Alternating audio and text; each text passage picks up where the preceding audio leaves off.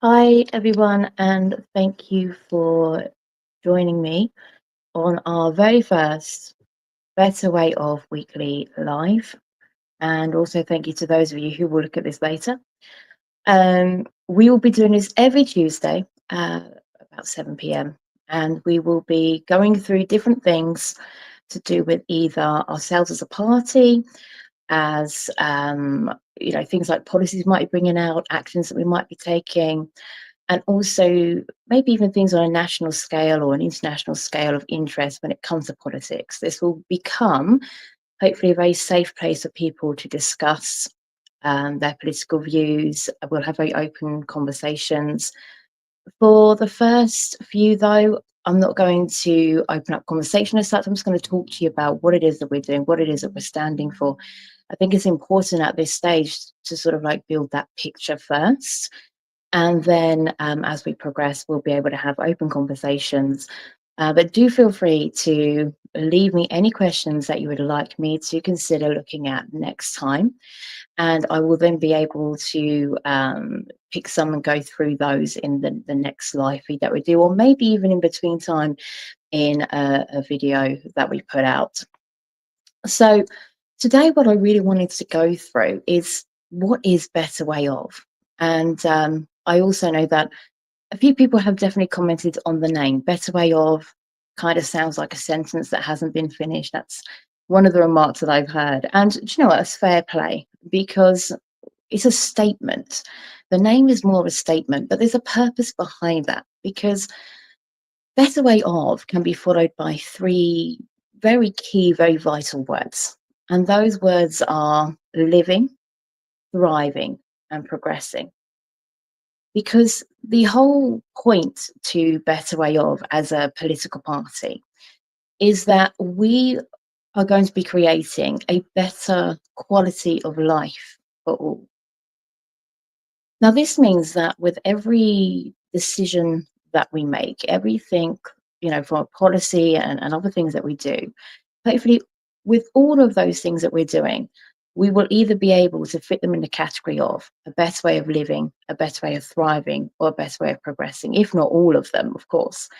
Because without those, we cannot provide that better quality of life that people are looking for. And as I say, that is the whole point of us. We want to be able to provide people with a better quality of life. Now, another key point to who we are is that we are not going to be categorized as left, as right, as central, as any other category that people like to place parties or individuals in. There really is enough division within politics at the moment. And we see the knock on effect of that within local politics for definite. And it's about time that we stopped having a go at people or ideas on the opposite side of the spectrum, for instance. So for us, we're going to be balanced politics.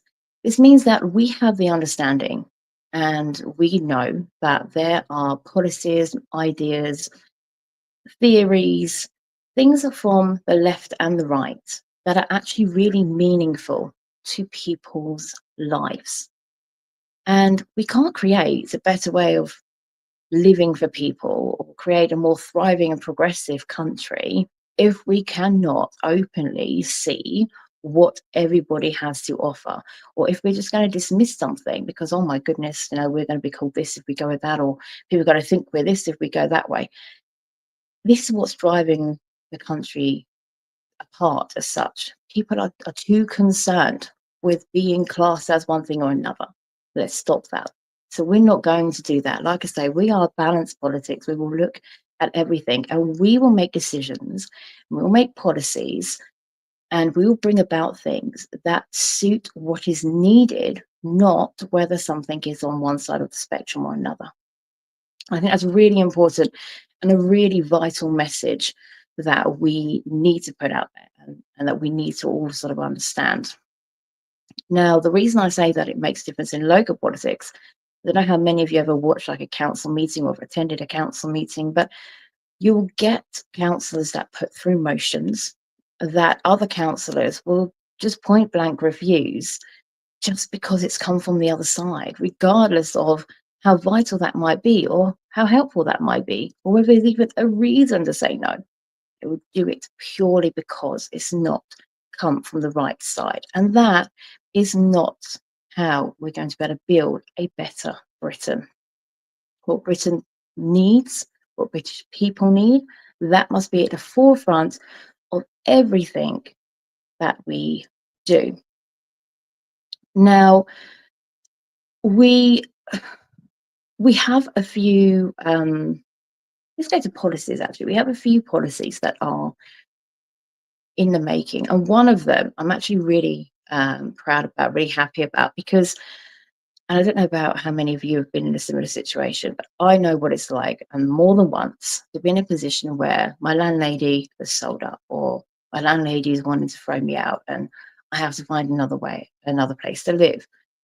And there's nothing more worrying than when you suddenly realize that you may not have a roof over your head for very much longer. And most recently, that has also occurred to me when I was issued a Section 21. And at that point, I'm looking at different places, and one place I looked at, the rent fell through. I was lucky enough to find another one. But during that process, I filled out a homeless application. And I know there are many people within Britain that have found themselves or may find themselves in a very similar position. And for a lot of people, it's not that we can't afford necessarily to buy a property, but we might not have the means to save what's needed to buy a property. So the very first and main policy that I focused on and I'm literally ready to run with is a new policy that helps people get onto the property ladder. And I'm hoping that Kent will be the place where we trial this. Of course, you have to have a pilot scheme, but it won't just be something that helps people get on the ladder. It won't just be something that helps them bring down, the need for affordable housing as such, but it will also be a really sustainable financial investment for the council. What more could you ask for? Um, People need to see that bit of hope. People shouldn't be put in that position.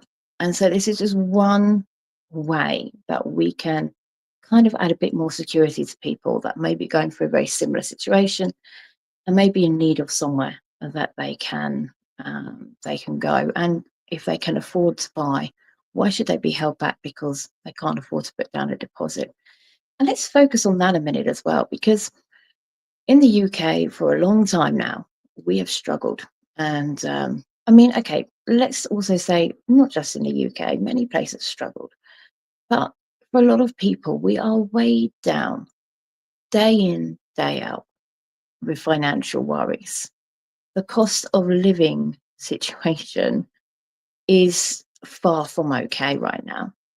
And that obviously then means that people can't save for deposits, that people don't have the money to enjoy life. We're kind of thrown into survival mode.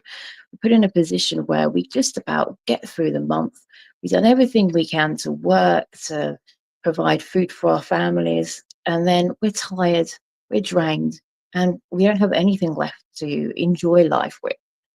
So when we then start taking away the ability of people to get on things like a property ladder because they haven't been able to save something, I mean, how are they supposed to in the first place?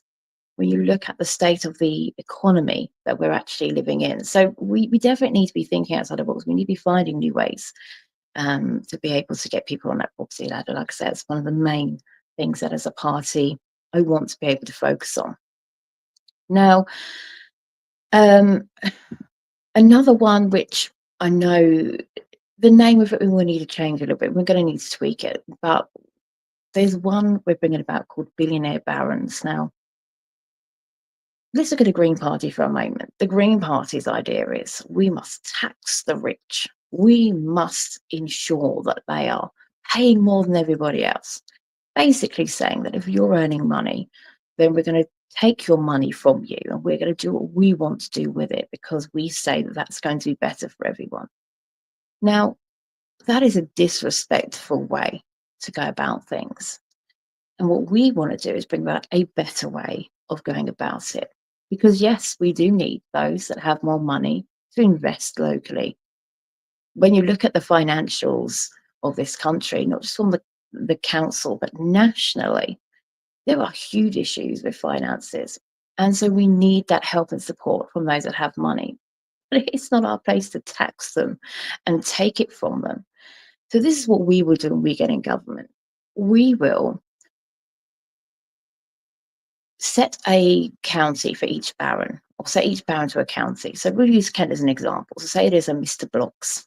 Joe Bloggs is always a name that people use, isn't it? But say we've got a Mr. Blocks. That person is the baron for Kent. Now, I'm not going to take his money. I don't want that money to come to me. I want that money to be invested in what the people in Kent say it is needed for.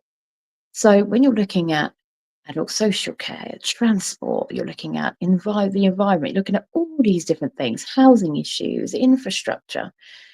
It's not up to me to say what that area needs, although I should have a clear picture with the other things that I'm going to be doing, which we'll come to.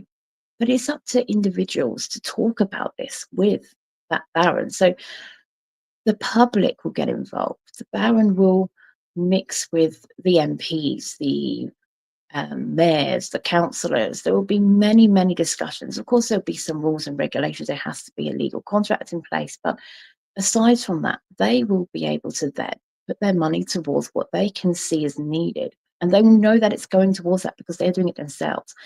But by doing that, we will also be promoting them. They will go down in history for helping build Britain, basically, for helping build us back up, for pulling us out of the deprivation that we are in. And it is my firm belief that by doing it in a respectful manner, by honouring them for helping, by respecting what they're giving and what they're doing, and believe me, there are many people that want to help us. But they don't want to hand their money over to a government that never seems to be able to do things properly with the money that they have. So let them do it and give them the respect and the honour that they deserve for doing so. And that is how we will be able to build up local areas, cut down our taxes, and have a bit of breathing space, which we all desperately, desperately need.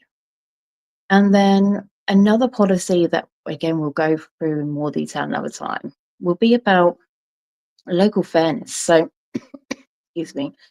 So you know that within local councils, for instance, there's in a sense a kind of hierarchy amongst the parties. You know, if you're part of a bigger party and you've been elected in, then you get to sit on committees and things. But hang on a minute, local politics shouldn't be prioritized by whether you're part of a big party or not.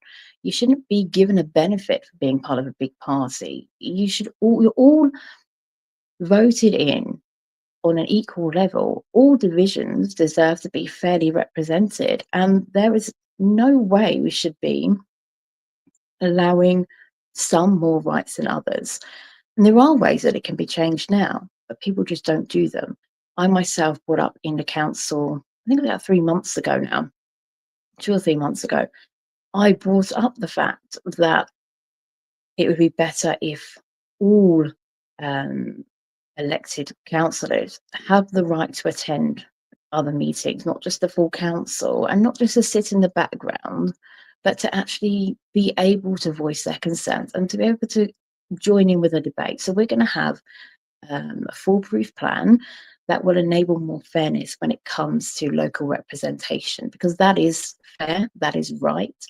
And let's face it, independent councillors can do really well locally, because when you've got an independent, what are they there for? They genuinely care about their local area.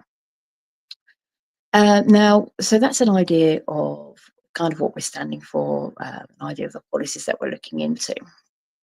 Um, but one of the other key things that I want to sort of bring your attention to now is what are the actions we're taking at this moment in time.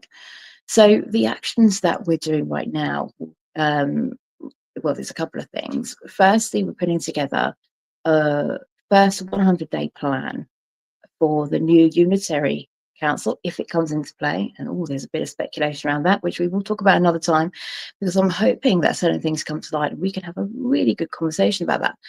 However, it's not just about whether it becomes a unitary council, but even if we just become re-elected again in the manner that we are now as councils, I want to have a 100-day plan. So we're ready to prioritize on what is needed. And I don't mean sitting behind a desk in a meeting listening to what other people have said that they know or understand. I mean, it's time to go out there and actually meet with and do things to get that information firsthand. So from now until the end of June, I will have visited 12 care homes, some in my division, which is Birchington and Rural, some in Dover, and some in Folkestone, because that is Southeast Kent. And it is important to also understand that what is needed in, say, the Southeast Kent, Northeast Kent, Northwest Kent, all these different areas have different needs. And until you can actually really build that picture of what is needed, you cannot cater for them properly. You cannot prioritize clearly. Um, so we go into 12 different care homes to understand from them directly what it is they're having to go through, what they think is needed from us to be able to support them better and support the services that they're putting out there better. Then I am meeting with a Citizens Advice Bureau. Now, there's one locally that's actually joined up Thanet, Swale, and Canterbury. So I'm going to meet with them and I'm going to find out from them different levels of deprivation, because another really important factor is to find out when you're putting together a plan is, okay, in which areas are we deprived in which way? Because it might be that some areas have a deprivation when it comes to jobs, some have a deprivation when it comes to housing, others might be crime. Without real information, again, you cannot prioritize these things properly. So that will be another place that I'm visiting, as I say, before the end of June. And then I'm booking in some GP surgeries. Again, it will be across Southeast Kent for now. And then we'll be looking at things such as transport agencies and different types of infrastructure like water. There's been a lot of issues with water in Kent, predominantly North Kent. But I feel like the priority should be within things with adult social care. It's one of the biggest things in our budget, and the demand in different areas of Kent is different. So again, we should be able to make, how can I say it? Sometimes I don't know whether you've ever seen certain documents, but sometimes it feels like people take this overall view on, okay, well, we need to cut out all of these types of services, but they do it throughout the whole of Kent. Why not just in that area where it's not needed as much, but keeping it in an area where it is needed, and then tweaking another cabinet to suit a different need somewhere else? Like it doesn't seem like people are using as much common sense or information as they could be. And okay, I haven't looked at everything, so I could be wrong in some cases, but unless we get out there, unless we're really meeting these people and finding out from them what is needed, we cannot deal with things in the way that we have to. And again, for better way of, it's about providing a better quality of life. So our plan must be from the very beginning about how we can make sure that the support is there for people. Reliable transport is another huge thing, especially in rural areas. So we're going to need to look at how we can build reliable transportation, reliable services, make sure that we get a deeper understanding of what's happening with housing registers. I know there's so many people needing a home, and these things would be much better dealt with if we got out there. So that's what we're doing. We're putting together this plan, but we're going out and we're visiting places, and we're going to be able to really get to the nitty gritty of the issues, and talking to those people directly about what they need will help us prioritize things better. So that also gives you an idea of what it is that we are looking at doing and planning on doing in the very near future. And then we'll take it from there with what it is that we're going to sort of follow through with next.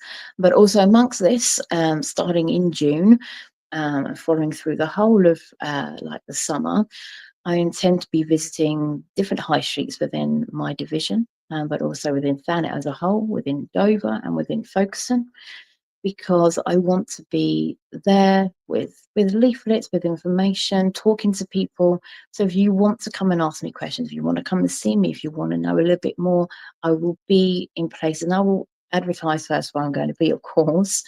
I'm going to put a plan in place very soon with regards to exactly where we will be, so that we are reachable, and like I said, I can then answer your questions there and then, and give you information that you can walk away with, and later on when you sat there in the evening think, okay, what does this really mean for me? Can I really relate to this? Am I into what she's saying?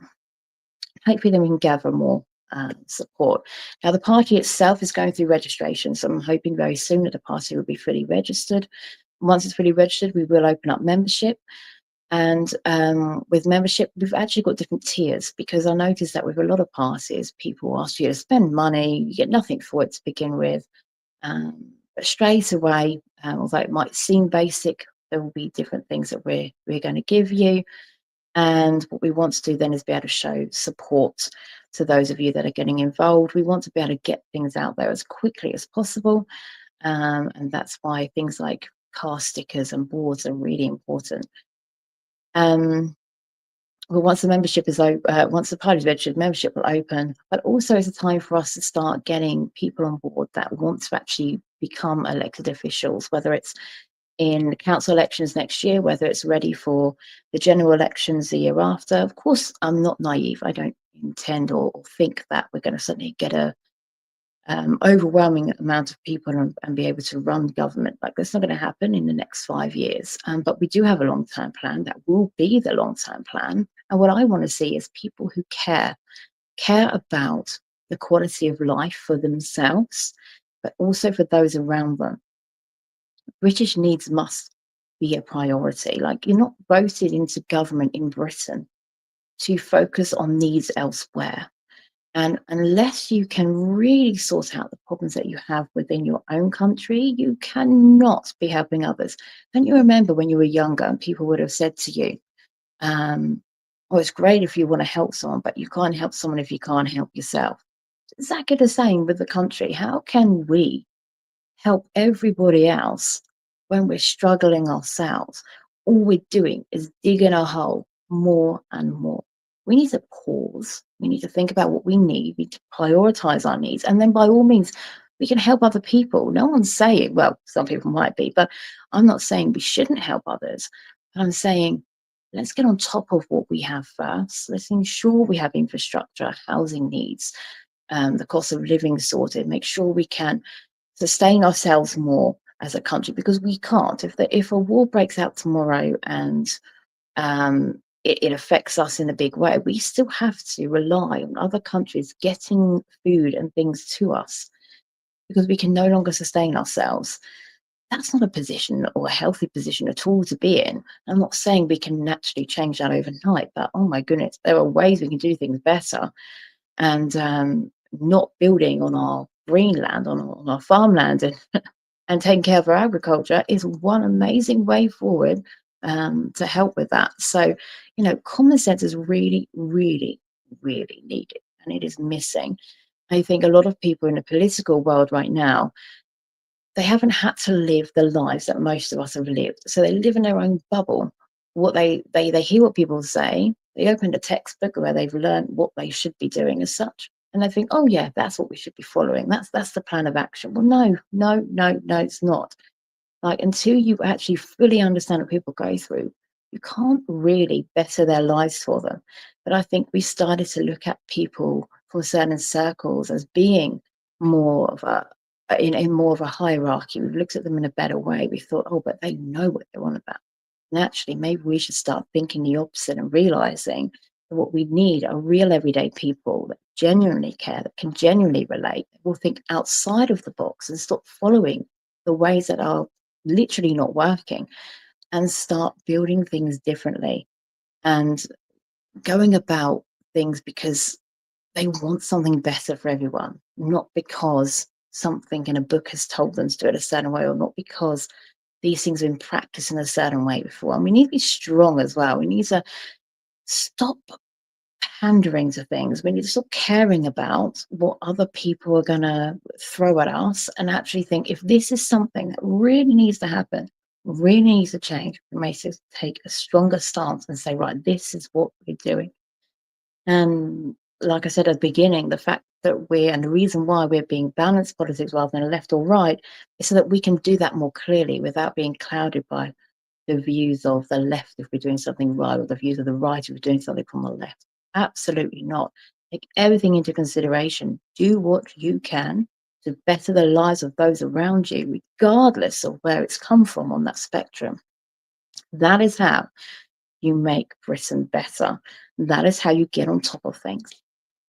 Um, well, thank you for joining me. And I know it will take a while for us to kind of build a following, fully understand that and accept that's absolutely fine. Next week, we will probably look more into some of the policies, unless something comes up and I change my mind on that, or there's something of more need. I mean, a lot happens in politics within a day, let alone a week. So we will, leave it open, but predominantly planning on talking about some policies. And if you have any questions that you would like answered, please leave them here or send me an email. If it's to do with casework, so if you're actually within my division, Birchington and Rural, or if you're within Kent and there's something that your feeling is not being heard or listened to, and you want me to look at it as a councillor, then please do send it through to my councillor email address, which is just amelia.randall@gov.co.uk. Um, and that was, actually, I'll double check that. I'm saying that, but I don't use it much myself in that sense to send an email to, so I'll double check it and I'll write up if it's any different. But please do get in touch. Any questions, I will endeavour to answer next week. We'll do them towards the end. And hope you all have a fantastic evening and that you have just a little bit more understanding now of what Better Way Of is and what it is that we're planning on doing, the actions that we're taking. And I will speak to you all soon. Take care.